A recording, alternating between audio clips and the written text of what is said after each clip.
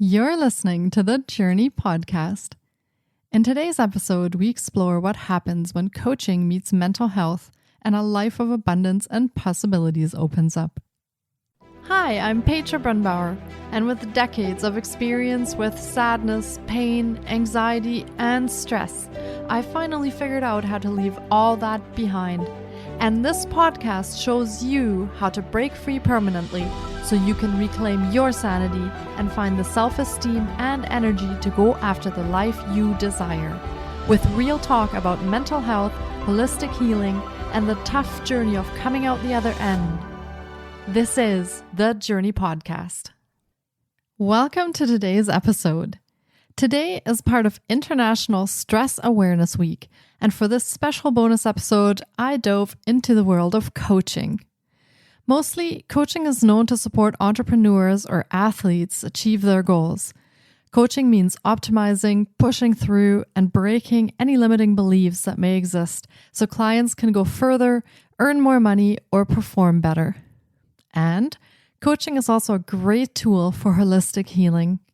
In this episode, Coach Louise Cartwright explains how coaching is part of how she supports her clients in their holistic healing journey. Coaching can bring many positive mental and physical changes and can really affect every area of your life. It may also open up new perspectives and possibilities in life as old wounds are healed and limiting beliefs are broken down. Louise is a lover of working out, food, single malt whiskey, new experiences, and being her own boss. But it hasn't always been that way. She has suffered with severe postnatal depression, had 2 decades of eating disorders and body hating, been a divorced single parent on benefits, and financially blacklisted. She is so grateful for every single experience because it gives her a personal canvas from which to help her clients achieve anything and everything they desire. Louise coaches parents to achieve their goals so that they can be a powerful role model for their children. She believes that the most powerful thing a parent can do for their children is to live their life fully so that they can teach their children to live in possibility and not programming. Having recognized the effect of her limited living on her children, she decided to make a change. Louise chose to become a single parent and went from being overweight, depressed, claiming benefits and in large amounts of debt, to a triathlete and business owner in a very happy and equal marriage. Being a role model is Louise's most important job as a parent, and she is blessed that her young adult children are open to coaching so they can implement the same systems she used to create change in her own life. Here's my interview with Louise Cartwright.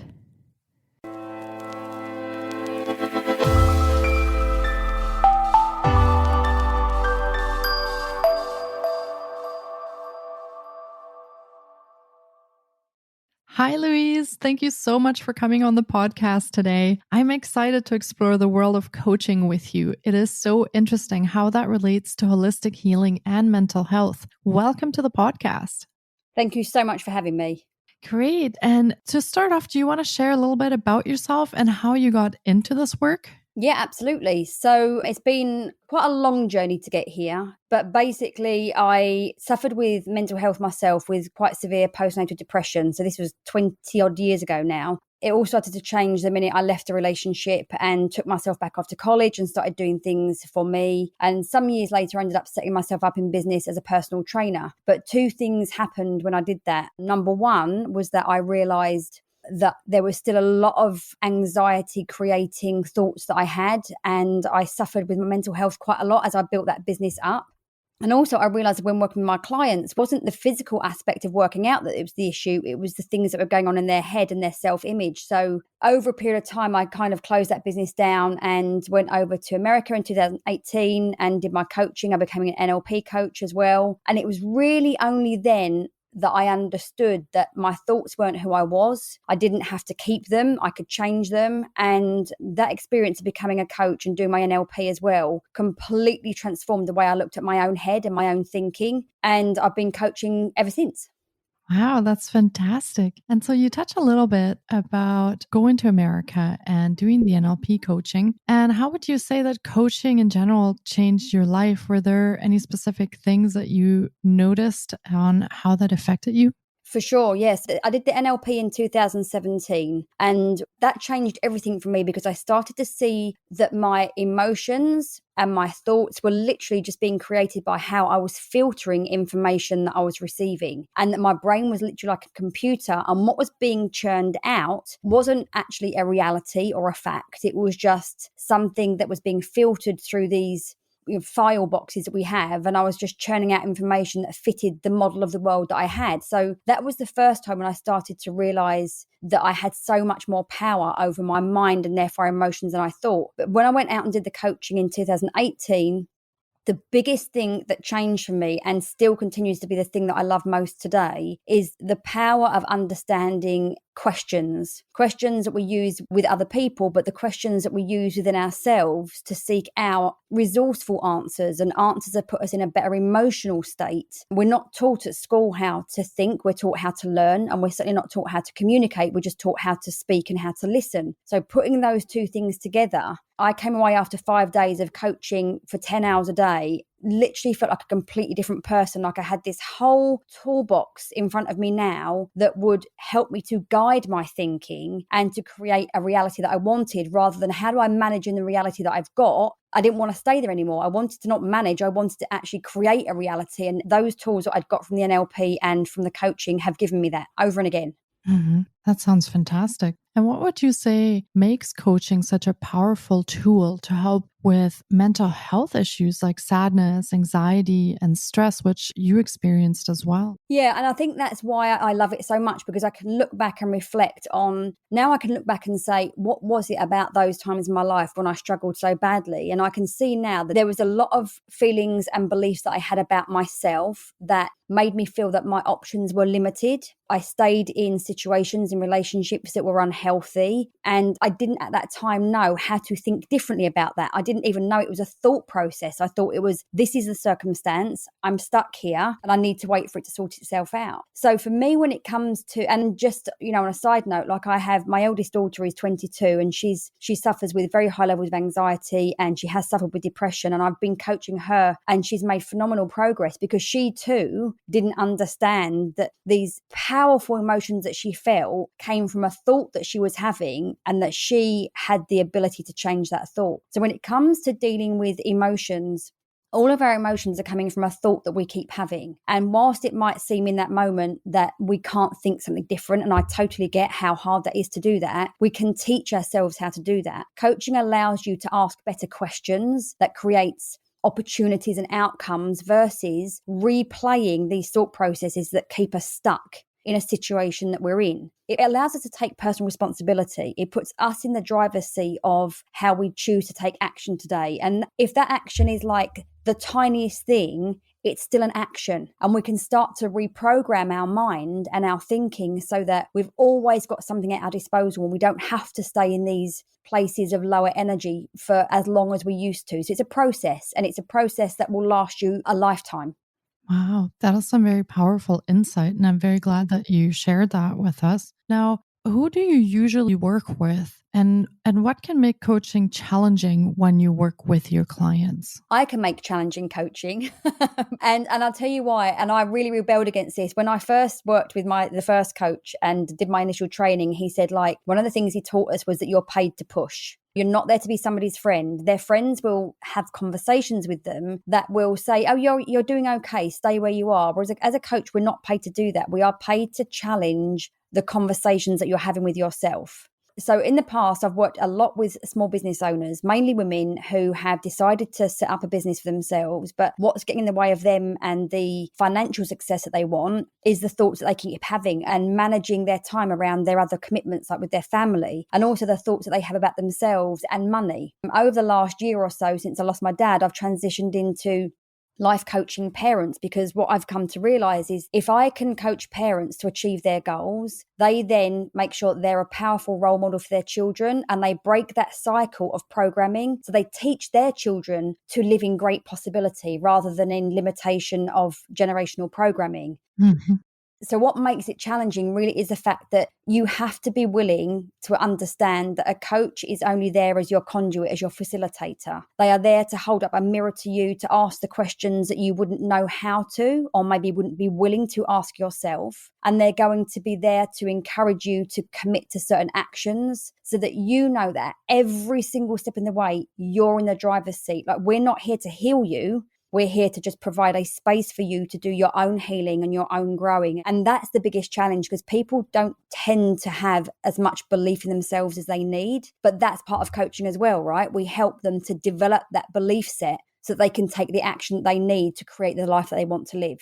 And that's actually really important as well. What you're touching on there is that personal responsibility to be ready for that change, because very often it's much easier to not look at that and to just accept what's going on, because change is difficult and it can bring up all sorts of emotions on its own. I could imagine that people definitely feel triggered and they feel fear when they're working with a coach, and that's something to work through as well. Absolutely. And you know what? I'm in a coaching program now, and I can tell you, like, hands down, that even us coaches, we're still experiencing this for ourselves on a daily basis. But we've taught ourselves, and we continue to teach ourselves, to practice clean thinking, because when you clean up your thinking, it helps you to master your emotions and to master your energetic frequency. So it's not something that you ever necessarily completely get over, because as you go for new challenges, as you up level your thinking, you're going to put yourself out in the world to achieve greater things. And so you're going to kind of recycle the thought process, but now you've got a higher level of self-awareness and a higher level of courage, and also the belief in yourself that you can make this happen. And just touching on what you said there about the fear of change, I don't know if I've shared this with you before, but I remember hearing a story about a man walking through town and hearing a dog crying, and he passes the dog laying on a veranda with his owner, and he says, "Why is your dog crying?" And the owner says, "Because he's on a nail."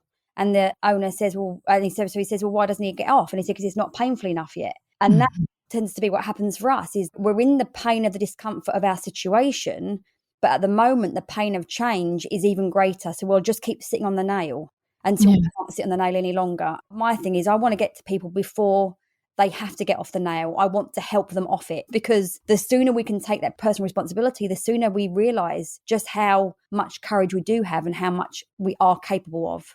Yes, absolutely. And again, this is something that nobody can do for you. You can coach them and you can guide them, but it's not something that you can do for someone. So there is that bit in there that at some point you will need to decide that you're going to go for that change and you're going to go for the coaching. So that's another really important thing that you talked about.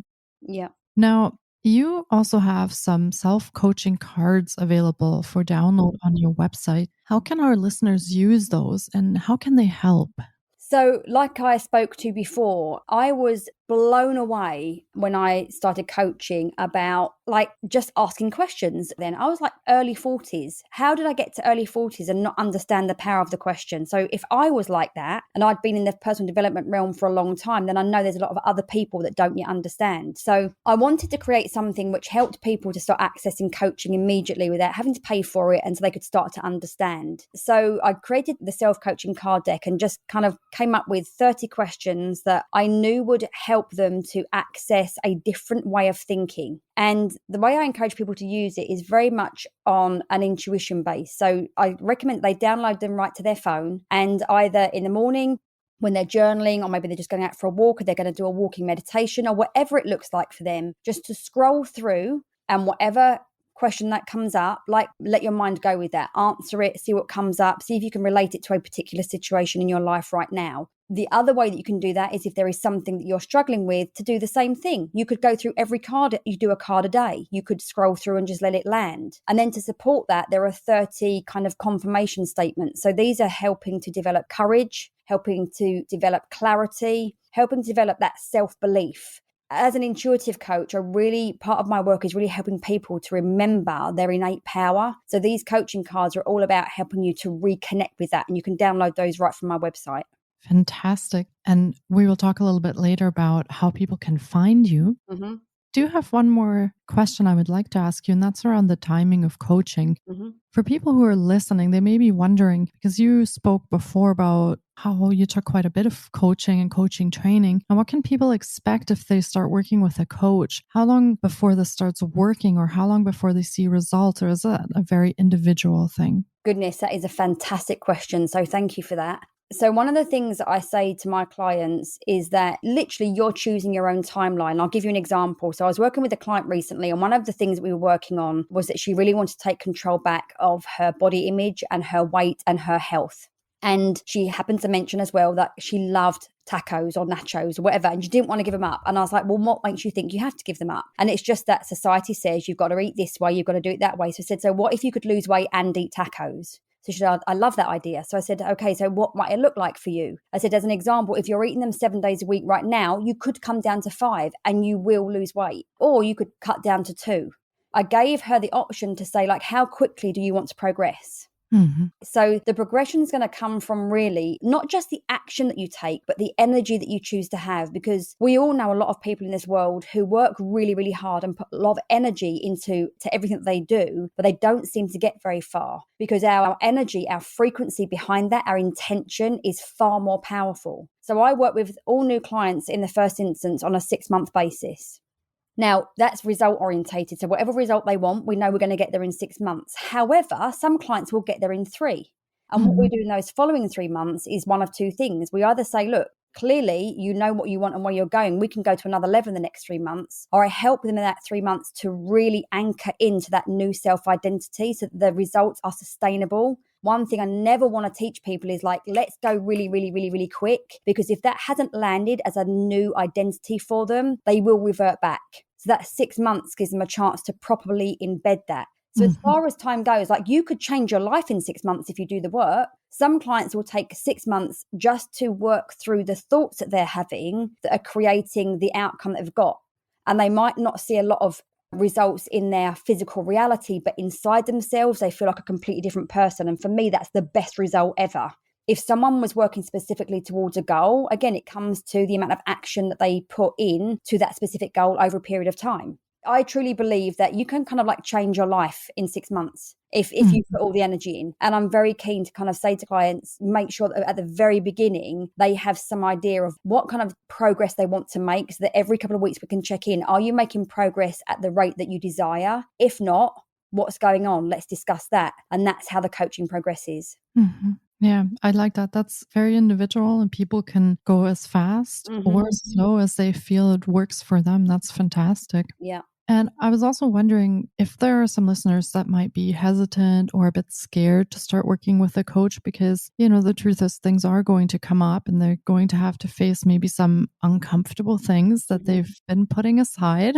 So definitely. do you have some words of wisdom for people who'd like to start working with a coach, but they're just a little bit afraid? Oh my goodness, what another lovely question. I think really pick up on the energy of a coach that you're going to be working with. Like, some coaches will do free consultations like I do, some won't. They'll just like, this is what I do, come buy from me. I think it's really worth going in with knowing that no coach is there to purposely make you feel uncomfortable. We're not therapists, so we're not digging to trying to kind of go back to your past and find something you haven't dealt with yet. Like, that's not our role. If that comes up, like, so for me, I'm working with somebody now that has had quite a traumatic childhood, and we see some of the safety beliefs that she developed then playing out now. We don't go in depth with those conversations. We're aware of them, but we immediately go to, so what's resourceful now? From my perspective, I would be much more appreciative if a client came to me and said, like, this is what I'm scared of, because I would talk them through that on the consultation call, that it's perfectly okay to be scared. It's perfectly okay to feel challenged, but at no point, I would hope you've got the right coach, at no point is your coach purposely trying to make you feel uncomfortable. It is all just part of the process. And it's almost like I get pictures. I think I said this to you before. Like, I get pictures when I'm working with clients in my head, pictures and messages. And it's like they're showing me a picture of like a little girl with a teddy bear. And we're not trying to take your teddy bear away, but what we're saying is, like, you don't need to carry it everywhere. That's the picture that they're giving me. So that message is, we're letting you know it's okay to kind of just drop that thing and to be vulnerable for a little while. And you're okay to be scared and to cry and to be angry. Like, that's a big one that comes up when you challenge a client about a belief. And all of those emotions are perfectly acceptable and perfectly normal. Like, I still have them when I'm getting coached. one of my mentors has a statement and he says, honor the struggle. And that's something that I encourage my coaching clients to live by. Like, expect it to be a challenge, expect it to be hard and to feel huge amounts of discomfort, but also know it is the most powerful gift you'll ever give yourself. Those are some really wise words. Thank you for that. No problem. And could you go over some of your programs and services so listeners can get a feel for how they could connect with you in their own healing journey? Absolutely. So at the moment, I only focus on working with clients one-to-one. So I work, like I said at the beginning, I work with them over a period of 6 months. And that's just purely because I know the power of having that person in your corner every week who will be your cheerleader, but they won't take on like what you say as truth. Like that's said, it's not my job to do that. My job is to make sure that you keep moving forward and that you're not playing out old stories. To do that, like it's literally just let's get on a free consultation call. Let's see where you're at, where you want to go, and what kind of prescription you need to get you from one place to another. Like, what do we need to do together to bridge that gap? All right. So it's a very individually tailored service that you offer. I like that. And I'm very sure that people could try that out for their healing journey and work with you directly. Absolutely. And like I say, if people aren't ready, the coaching cards do offer that like insight into, okay, so what does she mean? Like questions can change everything. Once you've started doing coaching and you've started being asked these questions on a regular basis, you literally can't go back to thinking how you thought before, because a lot of clients will say to me, like, I think something, I do something, and I hear your voice in my head. And for me, I like that because it means that they're listening. Exactly. Oh, that's perfect. Well, thank you so much for giving the details to our listeners. And Louise also has her own podcast called Your Rich Life. And you can listen in from your favorite podcast provider. And we will be linking to all of Louise's offerings in the show notes as well. So be sure to check those out for the details on how to connect with her. Well, this has been another incredible episode, and I hope our listeners have enjoyed the journey into coaching and how it can help with your mental health journey. It has been fantastic chatting with you on the podcast, Louise. Thank you so much for your time today. Thank you, Petra. It's been a pleasure to be here. Thanks. Take care, Louise. Bye-bye now. Thank you so much for taking time out of your day to listen in. If you enjoy the Journey podcast, please subscribe, share on social media, and leave us a review. And be sure to get your copy of our brand new ebook called Break Free. Sending you love and courage, and see you next week. Until then, you can find us on Facebook, Instagram, and the Journey blog.